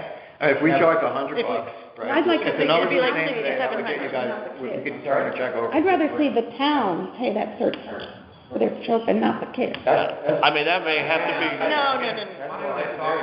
I mean, we did it for years. And I know, That's a good idea. I've heard what you said, but my only thought is that maybe that will push the community in a little different way. I think it gives us something To- also to point to. Go forward. That's, Believe me, I couldn't agree with you more. I think it's a good suggestion. Okay, It gives us something to point to, right? So So- then when we're rallying and say, hey, you're paying this $100 Right. because you're in town, we need you to show up at this meeting. Right. Because you shouldn't be paying $100, right? right, we okay. don't want you to. And that's part of your presentation that you would make to your leaders of these towns in a public meeting. That's part of it, and I think that's, So going forward, yeah. we have a few months to Yeah. kind of discuss that until you get to registration. So, so if But you you guys may, want us to do that for next year, Would we're you- on board. We're on totally board. fine with We that. probably should have Yeah. a little bit more discussion before just yeah, you jumping could- all over that, just Do you thinking want- about Do it. you want us to come back, like the Like end of at the a- summer? yeah. To find out, or just till I think- it's done? I would just We'll suggest, talk about let me know, talk it over with me. All right. If you want to come back, sure, but if you just want to give the information, I could pass it on. Yeah. Okay. We don't need to take up your time if we're kind of on the But same. if you So- guys want us to charge it, so we're maybe on that- board with that. Yeah, And then absolutely. we'll pass the money through to you guys. we may have to do that in the short term, but Yeah. start now with the other approach We're too. not saying this in- We're in- killing, in we're lieu killing. of- Start with I the think other that- approach. that's Okay. the direction it goes. Okay, and if not, I guess next year we'll have to have a surcharge, because you just can't keep. Well, we're going to discuss it. Yeah, we'll discuss it and think amongst Right ourselves. now, it's It'll help a suggestion simplify. to go. But it may help get the parents out there, that this isn't gonna go on, like, without something done. Okay, I think we've kinda exhausted that. All right, I appreciate everybody coming here. Thank you. Thank you all very much for your time. Yes, thank you. Okay. My passionate voice, because I do appreciate you guys. Yeah, okay, and you got all the names? No, No, Hillary. but your last. do you wanna come up and speak now, Yes. rather than sitting here? Yeah. Do you have, No, okay. Oh, no, you could, well, I'm just, as a courtesy, so,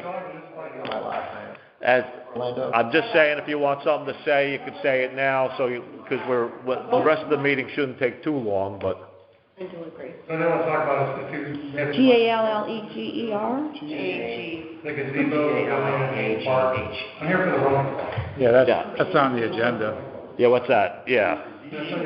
Oh, okay, yeah, all right, so we'll go on with the agenda. You got the names? Okay. All right, we'll go on with the agenda. Oh, where's the director's report? Don't you have them on it? Do you want to just, Oh, that's right. Don, you just want to give some highlights of the director's report and just we'll include it, or you I want to care. go over the whole thing? It's a separate thing. Yeah? Why don't we go over that now? Oh. And then we'll get to the Haynes Park next. Come and drink. Go ahead. I didn't understand what you just said. You want to give the director's report now? Or just summary of it, or you want to give... I'd like to talk a little bit about my stuff here, so why don't we just move up the pavilion discussion like the other ones? Okay, fine. Somebody make a motion to move up 6B and C to be discussed now at this meeting. Would somebody make a motion? I'll make a motion to Okay. put 6B and C to this Just, in the agenda, please. okay, so somebody second. Got it, second. Okay, any discussion? Okay. All those in favor? Aye. Aye. Okay. All those opposed? No? Abstain? No. Okay. So, let's go. Vehicle prohibited signs for Haynes Park, for the area way away from the boathouse, that area. Don, any? There's no real update on that. I have no signs yet. Yes? I talked to Ed Adante today. Do you have any idea how big of a sign you want? I know what it's going to say. That's not a problem. Yes. How many do you want? How big do you want it? What do you think?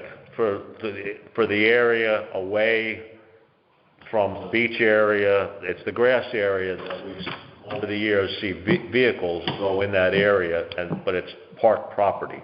So how long of an area? It's from it would be approximately from the rock wall that's that adjoining, Okay.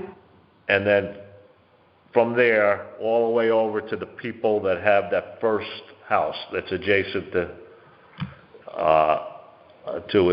Haynes Park, because there's driveways, there's right-of-ways that these signs would not appear in, but they could appear even on easement areas, because as long as you can get to an easement, there's no problem. I mean, so how many signs do you think for that area we need? I'd say 6 or 8 signs would be sufficient. What do you think, Don? I think that's a lot. 6 signs. 6. 5. I'm sorry, can we do a walkthrough or have some sort of... We have, yeah, the director of facilities has the whole... Okay. It's all been surveyed and everything. What does our director of facilities I'm not think? sure. Excuse me? What does the director of facilities think? He knows the area well. I mean, Well, he thought like half a dozen signs would be fine. I mean, yeah, and we of course, getting a half a dozen, you don't have to put them all up, because then you can replace them when they're stolen. yeah, no, and metal signs that are not gonna be just ripped out of the ground, okay? And we're seeing how that goes, you two guys, because, if that doesn't work, we're gonna go back to the fence idea. Because half the park is fenced in already, and the idea was, should we fence in the second half of the park? But we're gonna try signs first, vehicles prohibited signs, because not that many people that park their things. We've seen boats parked there, and trailers, and in the wintertime, we've seen cars go on the property, but we'd have a sign that says, vehicles prohibited by order of the selectmen of Old Lyme, something like that, right, Don? Mm-hmm. I don't feel I can make a judgment on that, because I don't... It's hard to hear you with that thing on. Sorry. I don't think I can make a judgment on that, because I don't know that... Okay, I'd say to this group, how about 6? We have a backup or 2 if we need it, okay? Sure. What do you think? 6? Okay, so 6 signs, and Ed Adante's gonna make those signs. And as far as how big, Don? A measurement of it. Don? Yeah. Something about this big by this big, you know? I have probably 20 no Fine. allowed signs. You can ask Ed his advice on it, or Phil, what's I don't know what the proper sign size is, okay? Are the signs supposed to be high, low? Huh? I don't think the Park and Rec needs to worry about the size of it. No. I think that's Ed's. Yeah, no, it's Ed and Phil, and, and we'll, we'll. All right, I'll handle it, move it on. Okay, next one is the handicap access to the boathouse and the concrete slab for the pavilion. Well, we're still dealing with that. The wetlands agreed to the sidewalk, which is basically adjacent to the basketball court, to go over to the driveway of the boathouse. There's a question of whether or not a tree, what type of tree is that? It's a scrub type of tree.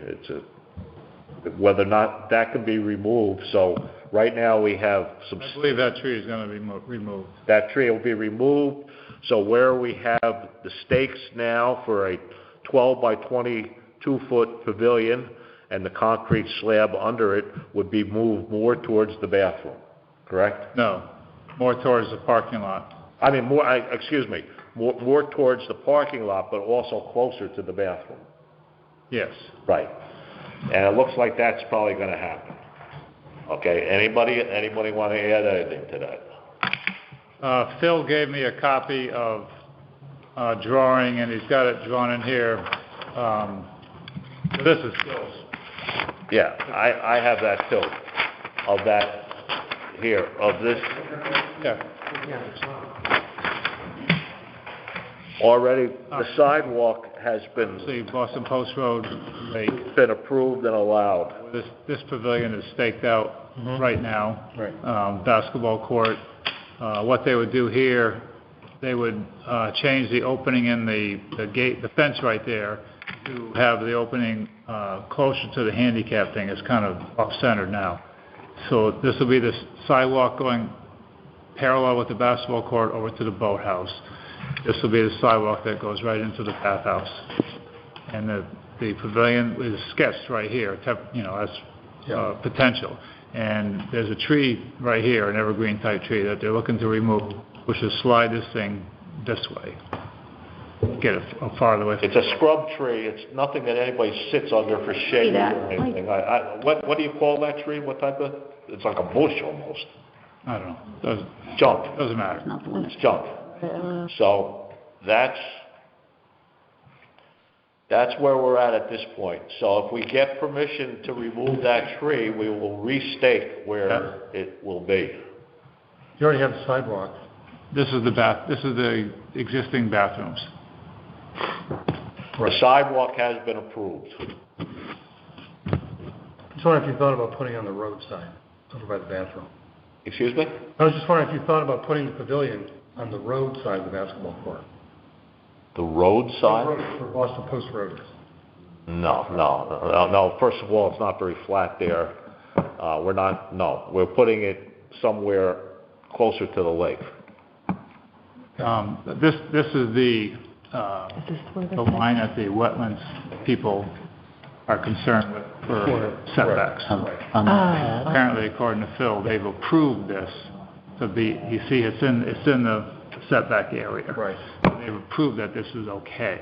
If they move it this way, it's actually probably going to get a little better. It's still going to be a little bit better because this line kind of goes this way. Right. I see that. But the whole idea is to get it closer to the handicap parking area and also to get it closer to the bathroom to make that handicap accessible. How far do you think you're going to move it from what you're showing here? I'm not sure, but 10 feet, 20?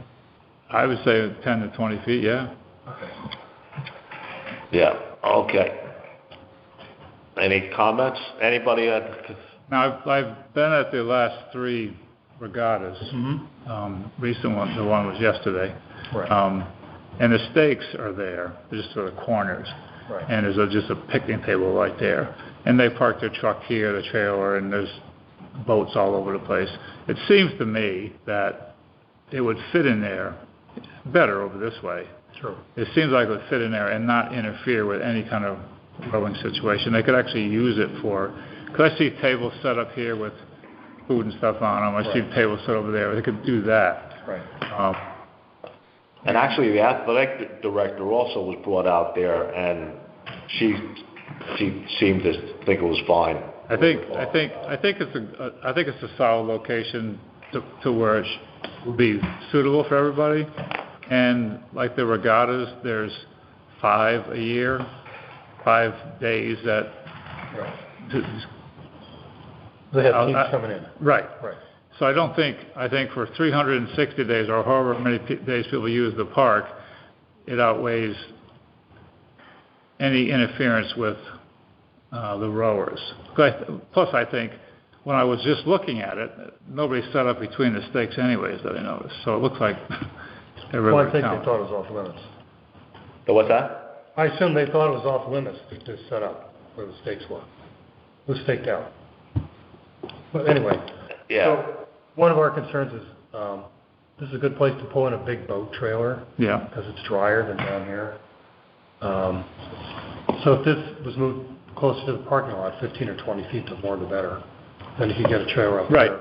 Yeah, well, that's The trailer- fine to do. Okay. The trailer was parked right in here yesterday. Yeah.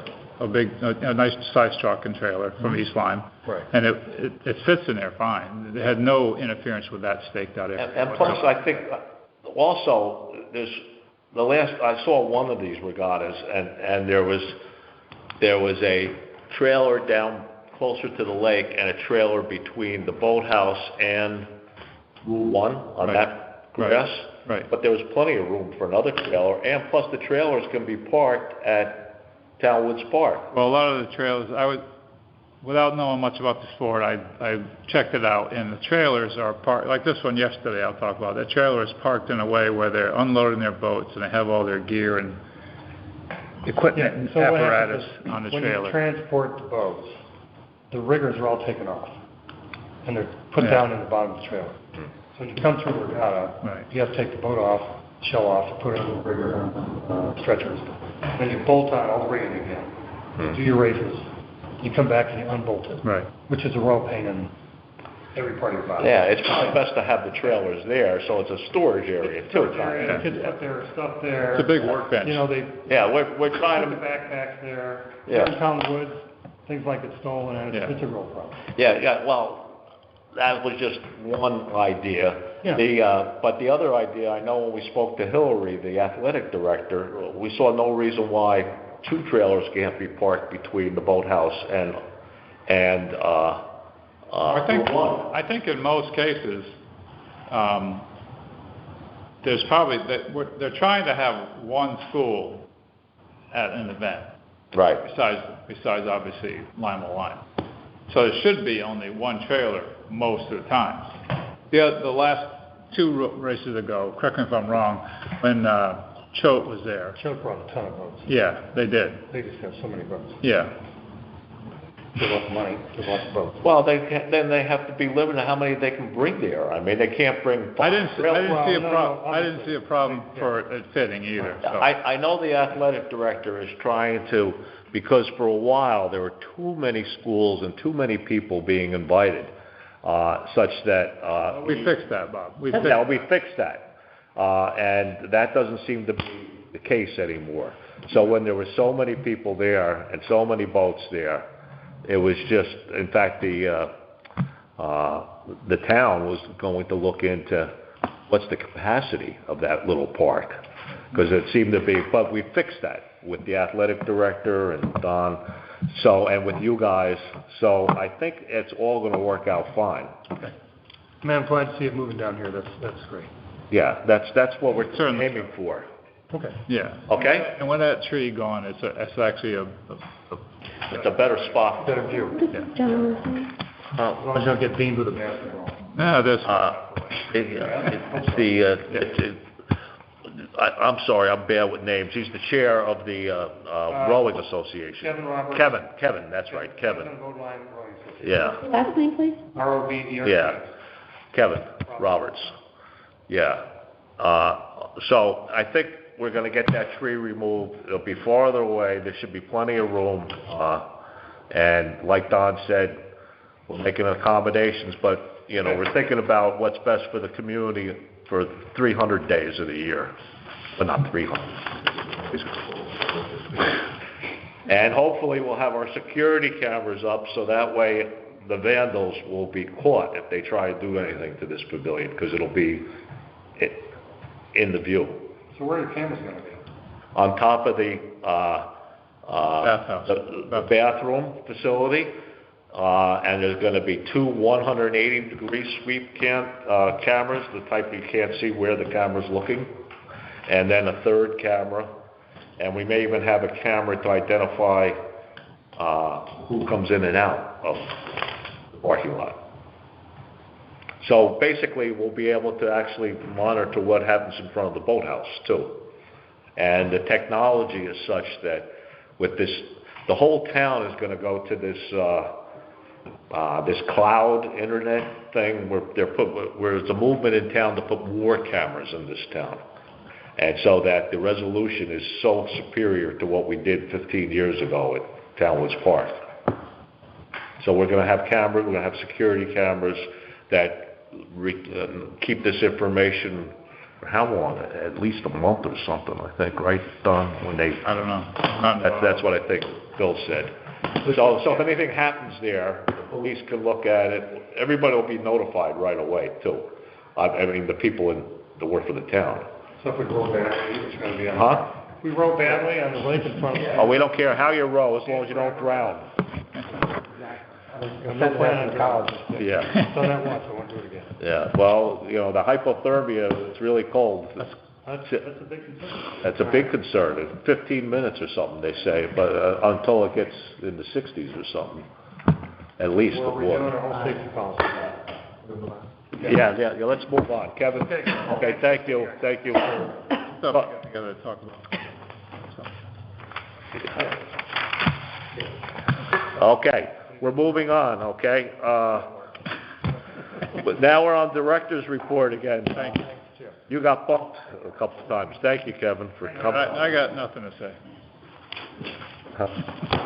Okay. All right, This, real quick. sorry, they're usually not this bad. Usually they're over within 45 minutes or an hour. But the lacrosse guys, well, what are we supposed to do? I mean, it just, you know, we gave some suggestions, but they have to do something. That took, go ahead. Moving along. Yeah.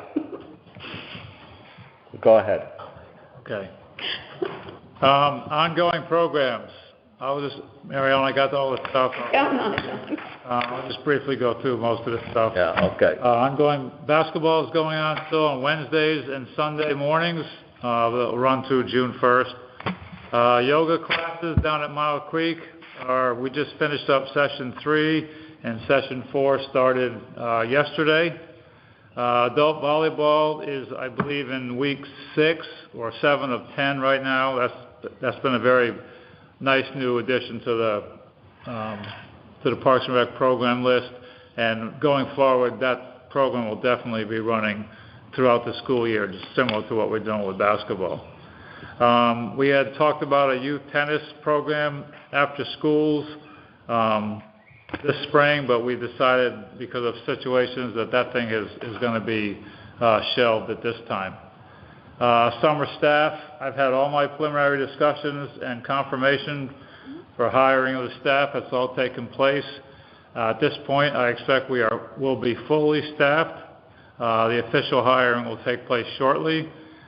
We should have 23 day camp counselors, 2 supervisors, 1, maybe 2 nurses. The number of CITs will be determined. We should have 7 lifeguards and plenty of parking lot attendants this year, and applications are still coming in. So I don't anticipate any staffing problems whatsoever this year anyway. Great news, especially with the lifeguards. Okay, parking lot staff will be starting in the next couple of weeks at Haynes Park and White Sand Beach, obviously dependent on the weather. Summer programs are all scheduled. Our day camp is scheduled to run June 27th through August 5th. We're back to 6 weeks. We increased the prices a little bit. We're limiting it to 200 participants. Our after-camp programs are all brand new, and we have a program going on after the day camp for all 6 weeks, from 2 p.m. when camp ends to 3:45. We have to be out of the school, so they close them down by 4. And during those 6 weeks, we have soccer camp, we have a bike safety week, we have basketball camp, we have a tennis camp, and we have 2 weeks of what we're just calling sports. There'll be a variety of different sports offered depending on what kids want to do. We were holding a boys grades 4 through 8 basketball camp as well, June 27th to July 1. As I previously said, our 2 Community Athletic Solutions soccer camps are scheduled under contract. They will be in July and in August. Our new sign-up system for all Parks and Recreation programs called Rec Desk, with the exception of the CAS soccer camps, became operational this past Sunday, May 1st. We had a few meetings on how it all works. At this point, the system seems to work very well, and I think very beneficial going forward. All of the aftercare programs are full. The day camp, I believe, is upwards of 175 kids right now. There is wait list situations for the aftercare programs as well. We have expanded. We took initial stab at 20 kids in the aftercare programs, and we've expanded several of those to 30 or more already. So that was a kind of a trial and error where to start, but everything's filling up fast.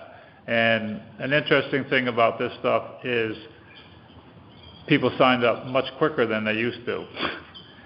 I mean, in 2 or 3 days, all this stuff happened. In 2 days, we had taken in $37,000 worth of revenue from programs in 2 days, and I haven't held a check in my hand.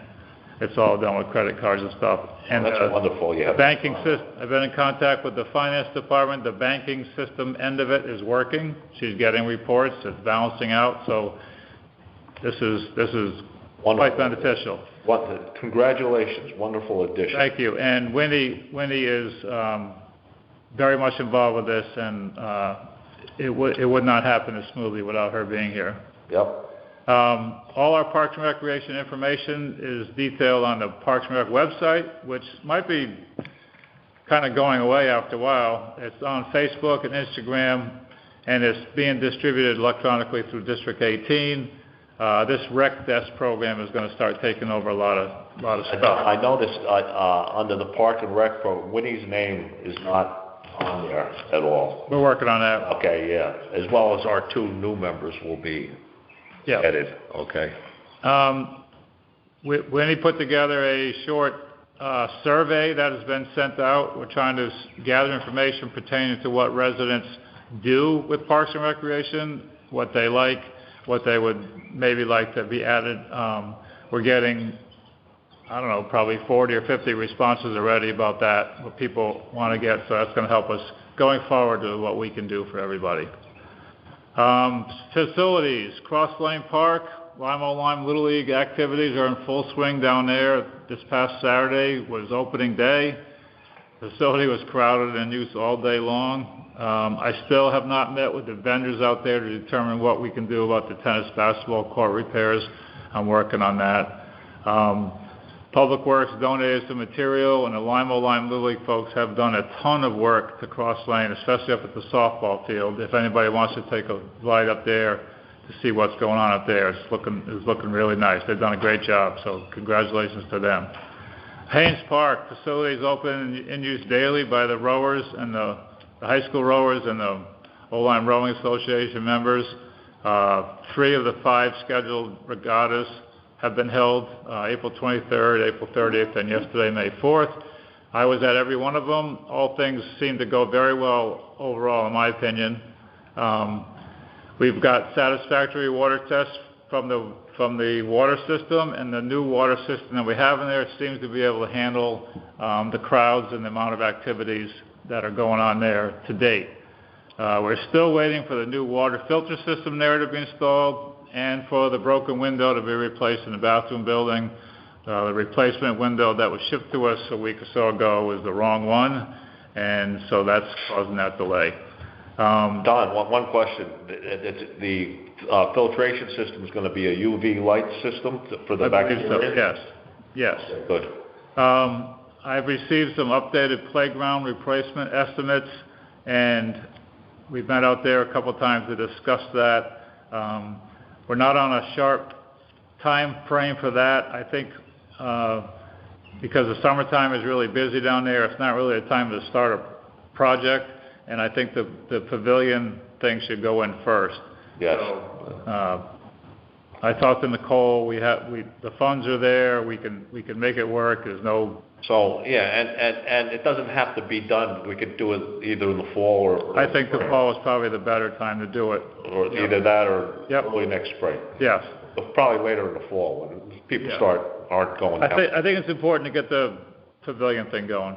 Yeah. And the handicap accessible sidewalks and everything. Yep.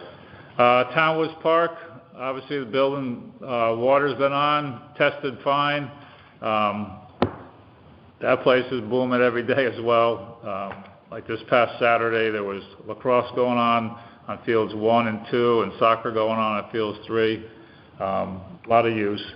The irrigation system is operational, and all our seasonal field maintenance has started. Fields have been lined for lacrosse and soccer, and goals have been put out, and all of their activities have started. White Sand Beach, the power was restored to the building yesterday. We turned that off during the winter. Initial cleanups have started for the parking lot and the beach. The water will be turned on soon. The building will be open in the next week or so, depending on the weather. Swim lines installation at Haynes Park, White Sand Beach, and Soundview are all scheduled to be done prior to Memorial Day weekend, and I had contact with the vendor who does that yesterday and today, so everything's all set. And that's my report. Okay, any questions for Don or comments? I just had one question. The after day camp. We just call it aftercare, yeah. Aftercare. Yep. Did they sign up separately for each one and was that a separate, people paid for those, or is that's not included in the day camp price? Not included in the day camp, it's separate. So people could choose? Yeah, yep. So you were able to do all that through this new program? Yeah.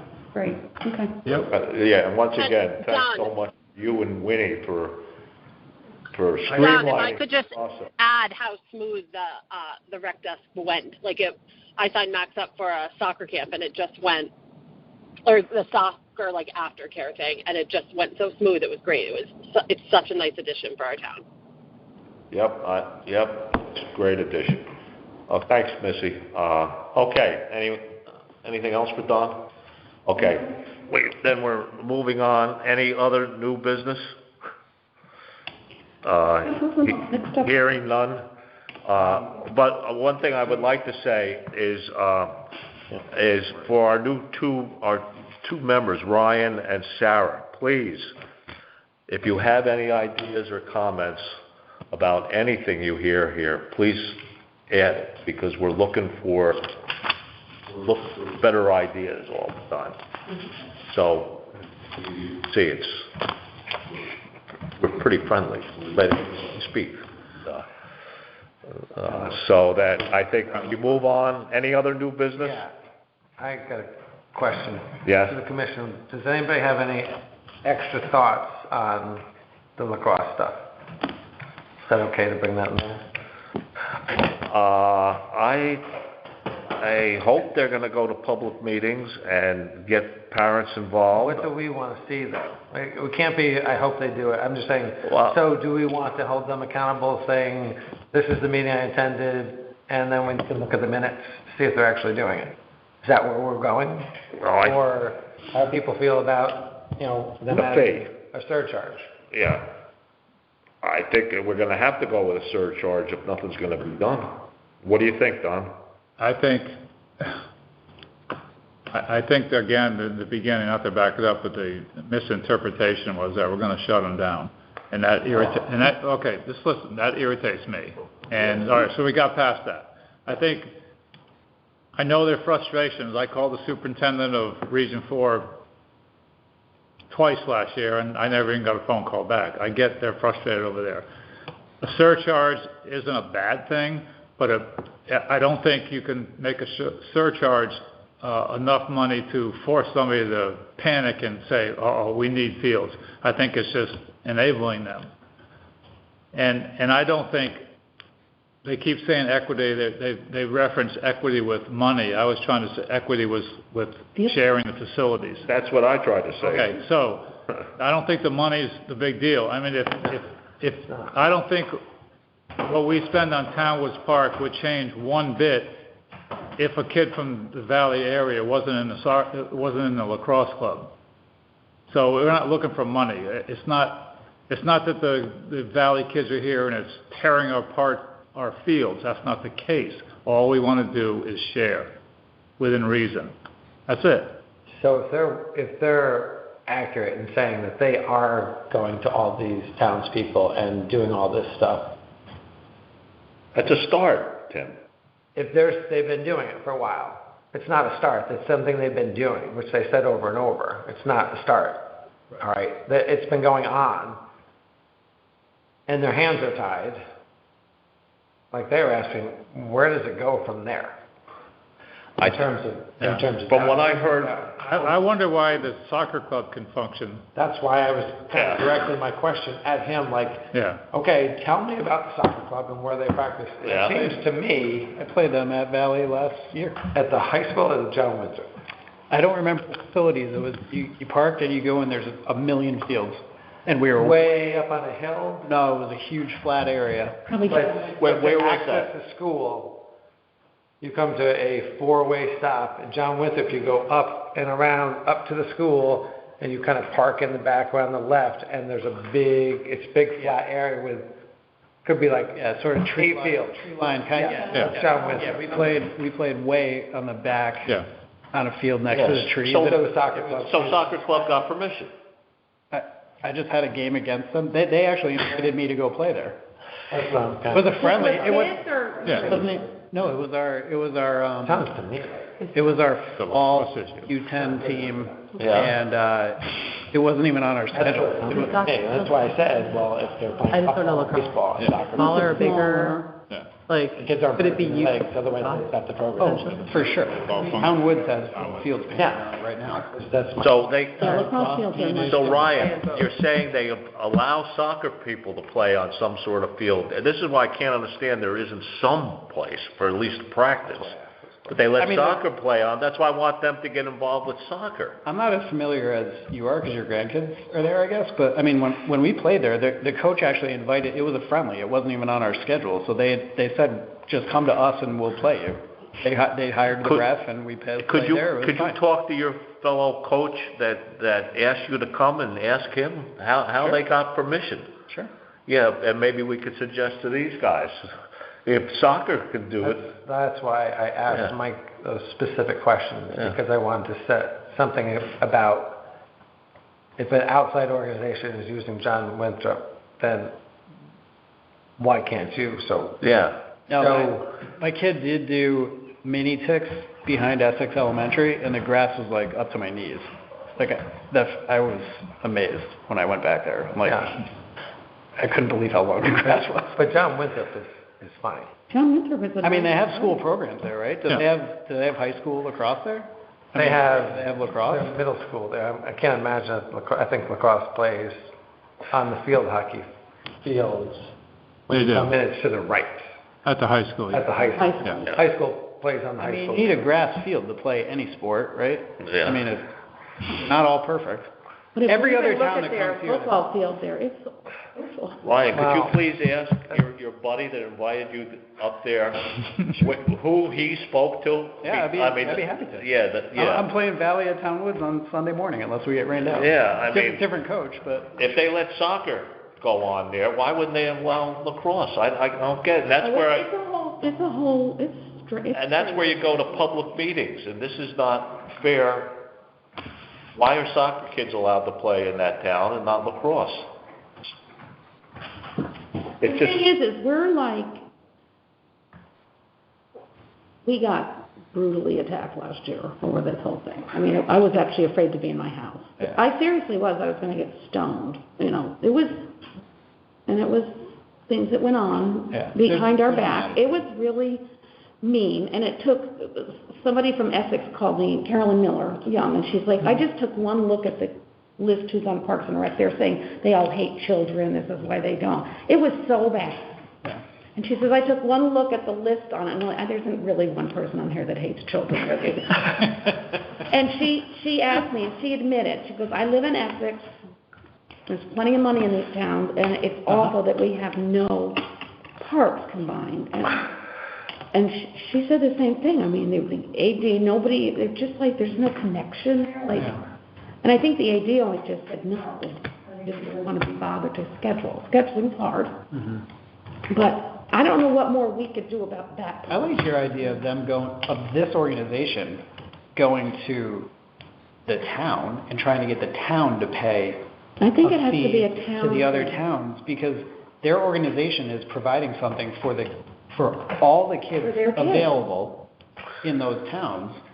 Yeah, that was my concern about a surcharge, I guess, because they could flip that around and say, Park and Rec made us charge this surcharge, it's their fault. We don't want, I think we made it clear, we don't want the money. They wanted us to say it. They wanted us to say it, but you could maybe threaten, we don't know what it would be, but, we don't want that. I mean, Little League, when I signed my kids up for Little League, I had to pay a non-volunteer fee because I'm doing this and coaching soccer and everything else. I can't also coach baseball. I had to pay a fee because I wasn't volunteering to clean up the field. I paid it because I want my kids to play baseball. I'll teach you. Yeah, don't teach me, right? And then my first day, they asked me if I could help coach. I'm like, I already paid a fee. I'm out. Yeah, I don't know. I don't know what the solution is here. I mean, it sounds like this is never ending. I think we need to find out why the soccer club, Valley Soccer Club, or whatever they call themselves, can use John Winthrop.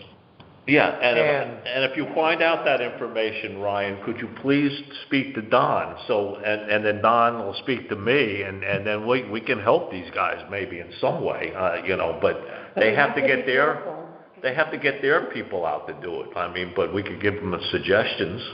They don't work well with others.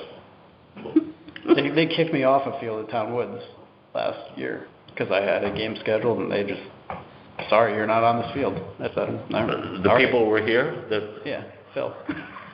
We had to carry the goals across Town Woods Park to play a game against New London, who was in town to play us. But, I mean, that is what it is. There's no master schedule for the fields. I get it, but... No, but no, lacrosse does have number one priority for their season, soccer in the fall for their season. Totally understandable. Yeah, and we hope everyone just plays nicely together, but occasionally that doesn't happen. And it's usually surprise. So, going forward, we can say that we do not want a surcharge. I think the consensus of everyone here is we'd rather not have a surcharge. To the kids. We would rather not have that. That's what I'm hearing. All it's going to do is it's going to upset... That's what I'm hearing. The parents that don't want to pay the fee will get upset with the Ticks. The Ticks will return to them and say, sorry, we had to. It's all going to come back. Told us we had to because it's not an equitable situation. We don't want that. And then the parent is upset with Park and Rec and Old Lyme. Well, last year... That's how I think it would play out. The misinformation being thrown around was incredible. I got their email, and my kid had played one season 4 years ago, and I was on their email list demanding that everyone go break down the doors of Park and Rec. Yeah. I got yelled at by my own daughter, Nicole. Mom, why would you do this? I'm like, do what? We never said that. We always said we're out for the kids. Open the field, so maybe when somebody else. This is the town that let you play. I think the consensus is because we have to get going. Also on the surcharge thing, I could be wrong, but I don't think there's a way to get the surcharge, if you had a surcharge, to get that money towards. Correct. Here. Town Woods Park. You're just going to go into a general fund. Right, which doesn't nothing. No drop in the bucket. Which doesn't solve any problems. But I think I'd love to hear what you said, Tim and Ryan, about there's other field up there, and let's see if they can find out who he talked to, like, you know. No, the guy was great. He was a nice guy. Take it on a list for tomorrow. Okay, all right, okay, correspondence, no. So we do not want, the consensus is we do not want to charge any type of surcharge. We want to work out. that in the minutes? Yes. That's a part of the, However, if worse comes to worse, we may have to, but we don't want to. Correspondence, there was no correspondence. Any public comment out in telephone land? Hearing none. So someone make a motion to adjourn, please. Okay, Tim, second. Second. Okay, second, Ryan, second. Any discussion? No, all in favor? Aye. All Aye. opposed? Okay, anyone opposed? Nice No. to hear from you, Missy. Yeah, anyone abstain? No? Okay, so everybody made it except for Brenda. We're done. We're adjourned at 8 o'clock. 8 o'clock. Okay. Full of-